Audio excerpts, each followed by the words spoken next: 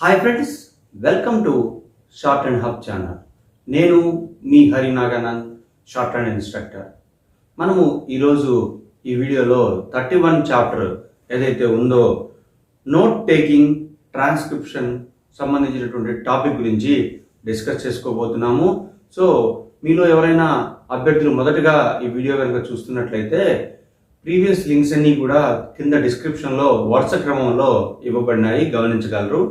అలాగే అభ్యర్థులు ఎవరైనా సరే కాంపిటేటివ్ ఎగ్జామ్ సంబంధించి ప్రిపేర్ అవుతున్నట్లయితే stenographer grade C, grade D, state board of technical education and training lower, higher, high speed, అలాగే police, courts, assembly, parliament, supreme court, high court, ఇలా ఏదైనా సరే షార్ట్ హ్యాండ్ సబ్జెక్టుకి సంబంధించి కాంపిటేటివ్ ఎగ్జామ్స్ కనుక మీరు ప్రిపేర్ అవుతున్నట్లయితే మీకు సంబంధించినటువంటి ఆన్లైన్, ఆఫ్లైన్ కోచింగ్ అనేది మనం అందిస్తూ ఉన్నాము. సో ఇంట్రెస్ట్ ఉన్నటువంటి విద్యార్థులు మన వాట్సాప్ గ్రూప్ నెంబర్ 9704455002కి సంప్రదించగలరు.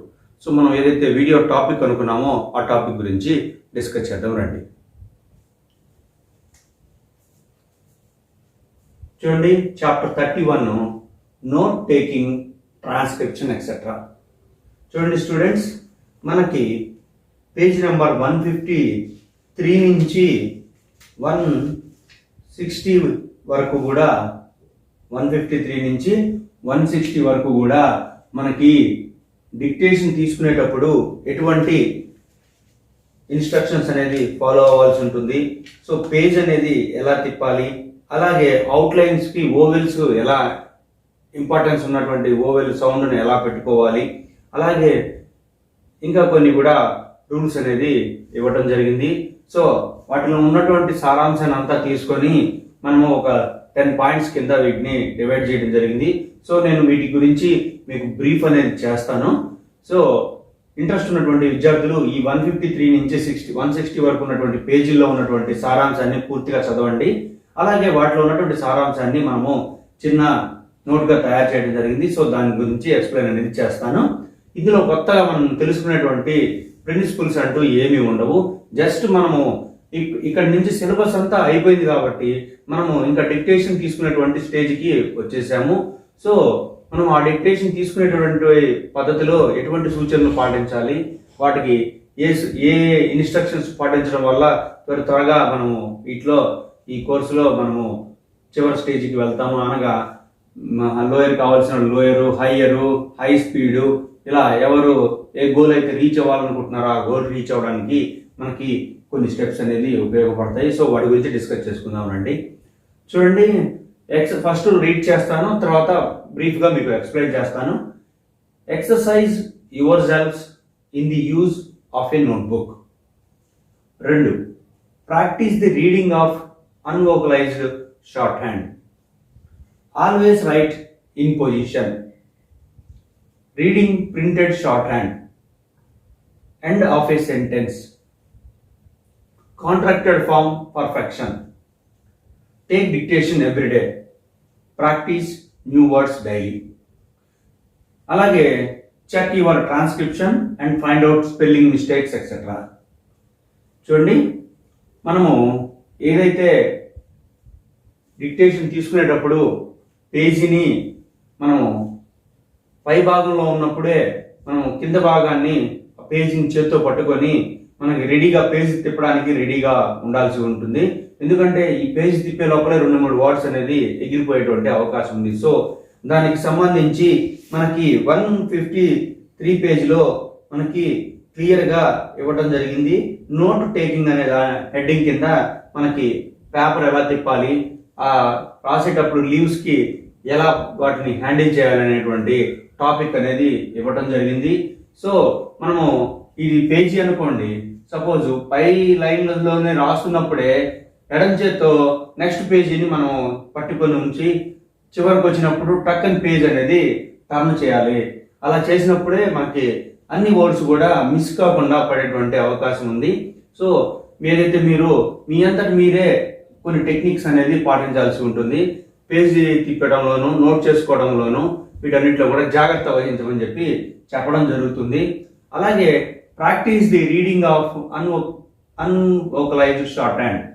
సపోజు మీరు కొన్ని వర్డ్స్ని ప్రాక్టీస్ చేస్తారు. ఓవెల్స్తో పెట్టుకొని మీరు number of times 5 times 6 times 10 times ఒక వర్డ్ని ప్రాక్టీస్ చేసిన తర్వాత వాటిని ఓవెల్ లేకుండా కూడా మీరు ప్రాక్టీస్ చేయడానికి ప్రయత్నించండి. అంటే మనకి తర్వాత పోయే కొద్దీ కూడా మనం ఎక్కువగా అవసరమైన చోట మాత్రమే ఓవెల్స్ అనేది ఉపయోగిస్తాము, అన్ని చోట్ల ఉపయోగించము.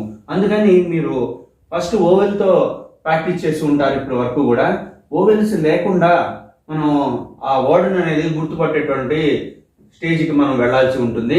సో ఏదైనా ఒక పదం తీసుకున్నట్లయితే ఆ పదాన్ని మీరు 10 times ప్రాక్టీస్ చేసిన తర్వాత ఓవెల్తో సహా, తర్వాత ఓవెల్ లేకుండా వాటిని రాసి గుర్తుపట్టుకునేటువంటి సామర్థ్యం అనేది మీరు కలిగి ఉండాలి. అలా కలిగి ఉన్నప్పుడు మీకు ఎక్కువ స్పీడ్ తొందరగా వచ్చేటువంటి అవకాశం ఉంది. చాలా మంది అభ్యర్థులు SSC stenographer grade C, grade D వీటికి అప్పీర్ అవుతూ ఉంటారు. వాళ్ళు 2-3 నెలల్లోనే మేము 80-100 స్పీడ్ రాయాలండి, మాకు తక్కువ టైం ఉంది అనేటువంటి మాట అనేది చెప్తూ ఉంటారు. సో అలాంటి వాళ్ళకి కొన్ని టిప్స్ అనేది వీటి ద్వారా అందించబడుతున్నాయి. సో మీరు ఈ వర్డ్స్ని నెంబర్ ఆఫ్ టైమ్స్ ప్రాక్టీస్ చేయాలి. ఓవెల్స్తో కొన్నిసార్లు, ఓవెల్స్ లేకుండా కొన్నిసార్లు అనేది మీరు చేయాల్సి ఉంటుంది. Third point, always write in position. మీరు ఇప్పటి వరకు కూడా అన్ని రూల్స్ గురించి మనం తెలుసుకున్నాము. సో ఎస్ వచ్చినప్పుడు ఏం చేయాలి, సర్కిల్ వస్తే ఏం చేయాలి, హుక్ వస్తే ఏం చేయాలి, అలాగే అన్ని లెసన్స్ మనము ఇంతవరకు కూడా చెప్పుకోవడం జరిగింది. ఎసెన్షియల్ ఓవెల్స్ అని, ఎన్ అండ్ ఎఫ్ హుక్ అని, సర్కిల్స్ అని, ఆస్పిరేట్ హెచ్ అని, అప్వర్డ్ డౌన్వర్డ్ ఆర్ అని, upward downward L and SH అని, కాంపౌండ్ కాన్సోనెంట్స్ అని, ఓవెల్ ఇండికేషన్ అని, halving, doubling, suffix, prefix, diphonic, middle semi circle, ఇలా అన్ని టాపిక్స్ మనం రూల్స్ ఇప్పటి వరకు కూడా నేర్చుకొని ఉన్నాము. ఇంకా కొత్తగా రూల్స్ అంటూ ఏమీ ఉండవు కాబట్టి మీరు ఉన్నటువంటి ఏవైతే రూల్ ప్రకారము మనం అలాగే పొజిషన్ కూడా నేర్చుకున్నాము. అంటే ఒక ఫస్ట్ ప్లేస్ ఓవెల్ వచ్చినప్పుడు ఏ ప్లేస్లో రాయాలి, సెకండ్ ప్లేస్ ఓవెల్ వచ్చినప్పుడు ఏ ప్లేస్లో రాయాలి, థర్డ్ ప్లేస్ వచ్చినప్పుడు ఏ ప్లేస్లో రాయాలి, అదే హారిజాంటల్ పదం స్టార్ట్ అయినప్పుడు ఫస్ట్ ప్లేస్ వస్తే ఏం చేయాలి, సెకండ్ థర్డ్ ప్లేస్కి ఏం చేయాలి, అదే హారిజాంటల్ వస్తే అప్వర్డ్ వస్తే ఏం చేయాలి, ఇలా పూర్తిగా ఇంతవరకు నేర్చుకుని ఉన్నారు. సో ఆ పొజిషన్ అనేది లైన్ పొజిషన్ అంటే ఎవరిదైనా అందలైనా త్రూదలైనా అనేటువంటి ఆ పొజిషన్ మీరు ఖచ్చితంగా మెయింటైన్ చేయండి.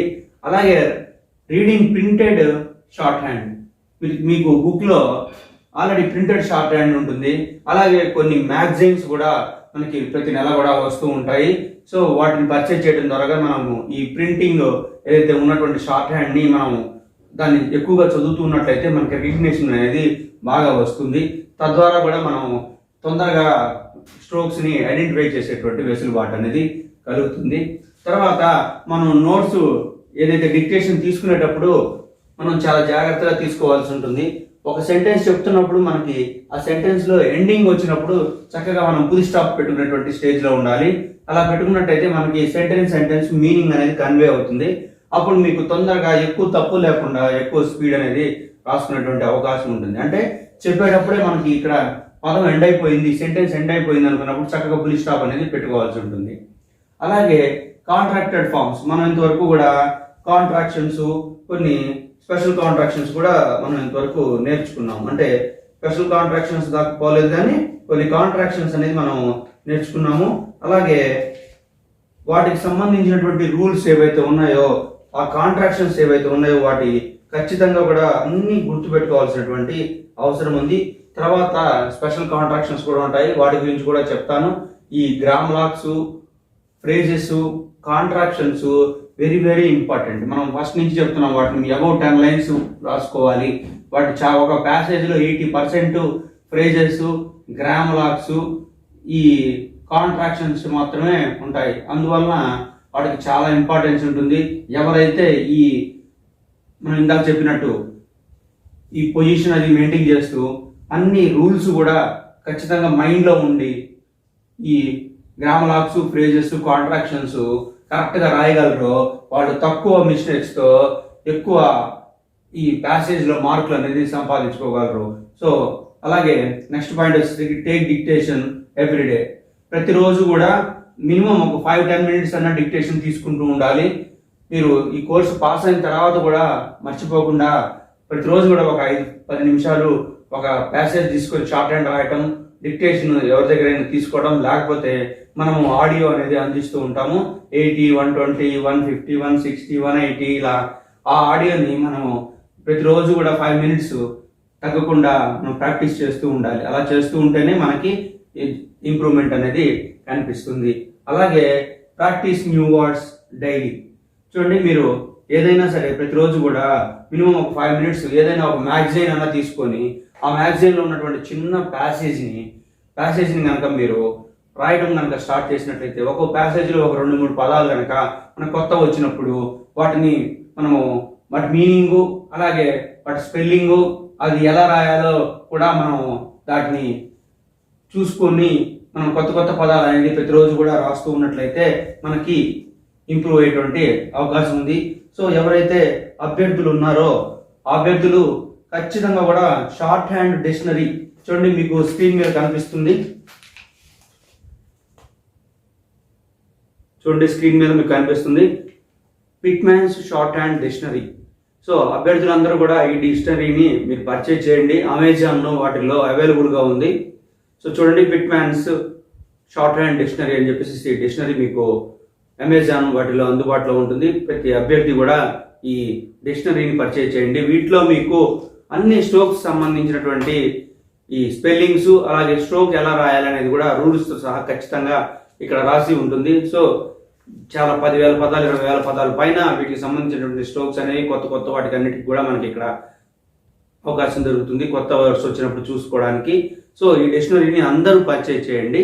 సో చూడండి, ఇలా కొత్త వర్డ్స్ చూసుకుంటూ వాటి మీనింగ్స్ స్పెల్లింగ్స్ చూసుకుంటూ ఉండడం వల్ల మనకి ఈ లాంగ్వేజ్లో ఇంప్రూవ్మెంట్ అనేది జరుగుతుంది. సో చివరి పాయింట్, మీరు ట్రాన్స్క్రిప్షన్ ఏదైతే షార్ట్ అండ్ డిక్టేషన్ అనేది రాసుకున్న తర్వాత మీరు ఎన్ని తప్పులు పోయినాయి, స్పెల్లింగ్ చెక్స్, అలాగే ఆ వర్డ్కి ఎలా స్ట్రోక్స్ రాయాలి అనేది క్లియర్గా తెలుసుకొని మీరు ఆ తప్పుపోయినటువంటి పదాలని ఒక 4 times 3 లైన్స్ మీరు ప్రాక్టీస్ కనుక చేసినట్లయితే మీకు బాగా ఈ లాంగ్వేజ్ సంబంధించి ఇంప్రూవ్ అయ్యేటువంటి ఛాన్స్ అనేది ఉంది. సో వాటిలో ఉన్నటువంటి మనం ఏదైతే 153 నుంచి 160 పేజ్లో ఉన్నటువంటి మొత్తం సారాంశాన్ని ఇలా చెప్పడం జరిగింది. చూడండి, నోట్బుక్ డీల్ చేసేటప్పుడు పేజ్ తిప్పడం అనేది కూడా ఒక టెక్నిక్ కింద చెప్పడం జరిగింది. సో అది పాటించినట్లయితే పేజ్ తిప్పే సమయంలో కొన్ని స్ట్రోక్స్ పోయేటువంటి అవకాశం ఉంది. అది మీకు ఎక్స్పీరియన్స్ మీద తెలుస్తుంది. తర్వాత మీరు కొత్తగా వచ్చేటువంటి పదాలని ఫస్ట్ ఓవెల్స్తో సహా రాసుకొని ప్రాక్టీస్ చేయండి. తర్వాత ఓవెల్స్ తీసేసి మీరు ప్రాక్టీస్ చేయడం ద్వారా కూడా మీరు ఎక్కువ స్పీడ్ రాసేటువంటి అవకాశం ఉంది. అంటే అవసరమైన చోట మాత్రమే మనం ఓవెల్ పెట్టుకుంటాము. ఇక నుంచి అవసరం లేని చోట ఓవెల్ అనేది పెట్టమన్నమాట. దీని తర్వాత లెసన్ కూడా ఉంది ఎసెన్షియల్ ఓవెల్స్ అని. అంటే అవసరమైన చోట మాత్రమే ఓవెల్ మనం పెట్టుకుంటాము, అనవసరమైన చోట ఓవెల్ అనేది పెట్టవలసిన లేదు. చూడండి, ఆల్వేస్ రైట్ ఇన్ పొజిషన్. మనం పొజిషన్ అనేది first place, second place, third place అనేది ఖచ్చితంగా మెయింటైన్ చేయాలి. అలాగే మనం ఇంతవరకు కూడా చెప్పుకున్నటువంటి రూల్స్ అన్ని కూడా మైండ్లో పెట్టుకోవాలి. కొత్త పదం వచ్చినప్పుడు ఆ రూల్స్ ప్రకారమే మనం కొత్త పదం రాయాల్సి ఉంటుంది. ప్రింటింగ్ షార్ట్ హ్యాండ్ని ఎక్కువగా రీడ్ చేయడం అనేది చాలా మంచి అలవాటు. End of a sentence end అయినప్పుడు అప్పుడు ఫుల్ స్టాప్ పెట్టేసుకోండి. Contracted forms perfection, grammalogues, phrases, contracted forms, మనం తర్వాత వచ్చేటువంటి స్పెషల్ కాంట్రాక్షన్స్, ఇవి చాలా చాలా చాలా important. Lower higher high speed అన్నిటికీ కూడా ఇవి ఉపయోగపడతాయి. ఒక ప్యాసేజ్లో 80% ఈ ఫ్రేజెస్, గ్రామలాక్స్, కాంట్రాక్షన్స్, స్పెషల్ కాంట్రాక్షన్సే ఉంటాయి. సో అందువల్ల వీటికి చాలా ఇంపార్టెన్స్ అనేది ఇవ్వడం జరిగింది. తర్వాత డిక్టేషన్, ప్రతిరోజు కూడా మినిమం 5 మినిట్స్ ఏదైనా ఒక ప్యాసేజ్ రాయడం, ఒక డిక్టేషన్ తీసుకోవడం అనేది చాలా మంచి అలవాటు.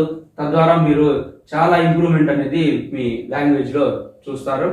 అలాగే ప్రాక్టీస్ న్యూ వర్డ్స్ డైలీ. మనం కొత్త ప్యాసేజ్ని రాస్తున్నప్పుడు వాటిలో 1, 2, 3 కొత్త పదాలు వస్తాయి. వాటి మీనింగు స్పెల్లింగు వాటిని ఎలా రాయాలో డిక్షనరీ ద్వారా కనుక చూసుకున్నట్లయితే మీరు ఇంప్రూవ్మెంట్ అనేది మీ లాంగ్వేజ్లో చూడగలరు. అలాగే ట్రాన్స్క్రిప్షన్ తీసుకొని డిక్టేషన్ అనేది మీరు స్పెల్లింగ్స్ అలాగే కొత్త వర్డ్స్ సంబంధించినటువంటి పదాలు ఇవన్నీ కూడా చెక్ చేసుకోవాల్సి ఉంటుంది. అలా చెక్ చేసుకోవడం ద్వారా మీరు ఈ లాంగ్వేజ్లో ఇంప్రూవ్మెంట్ అనేది చూస్తారు. లేకపోతే మీరు ఇంత దూరం కూడా నేర్చుకొని కూడా వృధా అయిపోతుంది. సో అభ్యర్థులు ఖచ్చితంగా కూడా ఈ 153 నుంచి ఈ 160 వరకు కూడా చదవగలిగిన వాళ్ళు మొత్తం చదవండి. సో మనము నెక్స్ట్ వీడియోలో తర్వాత టాపిక్ ఎసెన్షియల్ ఓవెల్స్ అనేటువంటి టాపిక్ గురించి మనము డిస్కస్ చేసుకోబోతున్నాము. సో ఈ టాపిక్ అయిపోయిన తర్వాత స్పెషల్ కాంట్రాక్షన్స్ అనేది ఉంటుంది. సో ఆ టాపిక్ గురించి కూడా మనము తర్వాత వీడియోలో తెలుసుకుందాము. అలాగే మన అభ్యర్థులకు ఎక్సర్సైజ్ ఫస్ట్ మీన్స్ 5వ ఎక్సర్సైజ్ నుంచి మనం డిక్టేషన్ అనేది అందిస్తూ ఉన్నాము. సో అభ్యర్థులు మన ఛానల్ని మరిన్ని వీడియోస్ కోసం ఫాలో అవ్వండి. ఈ వీడియో మీకు నచ్చినట్టయితే లైక్ చేయండి, షేర్ చేయండి. Thank you.